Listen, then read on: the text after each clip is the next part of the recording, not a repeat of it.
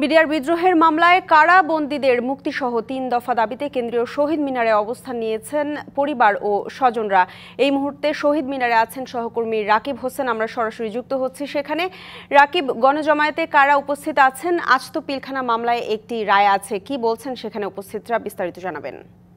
রাজধানীর কেন্দ্রীয় শহীদ মিনারে এখানে কিন্তু হচ্ছে বিডিআর বিদ্রোহ হত্যা মামলার আসামিদের পরিবার এবং স্বজনরা কিন্তু এখানে গত রাত থেকে অবস্থান কর্মসূচি পালন করছেন এবং ৩টি দফা দাবি কিন্তু তারা জানিয়েছেন। এখানে যারা কারাবন্দী রয়েছেন তাদের হচ্ছে মুক্তি এবং হচ্ছে যাদের চাকরিচ্যুত হয়েছেন তাদের হচ্ছে চাকরি পুনর্বহাল এবং পুনর্বাসনের দাবি কিন্তু তারা জানিয়ে এসেছেন। এবং এই যে অবস্থান কর্মসূচি কিন্তু সারা রাতই কিন্তু এখানে স্বজন এবং পরিবারের সদস্যরা কিন্তু রাতভর কিন্তু এখানে ছিলেন।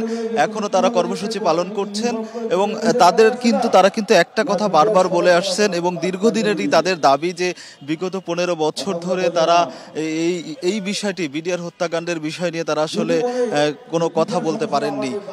কালার এক্সপার্ট, জর্জ স্যাপ এবং মাইল্ড অন হ্যান্ডস টেকনোলজি সমৃদ্ধ অরিক্স ক্রিস্টাল ওয়াশ আপনার বর্তমান সরকারের কাছে তারা প্রত্যাশা করছেন ন্যায় বিচারের, যাতে ন্যায় বিচারের মাধ্যমে তাদের স্বজনরা যারা এখন কারাবন্দী আছেন তাদের সবাইকে যেন মুক্ত করে দেওয়া হয়।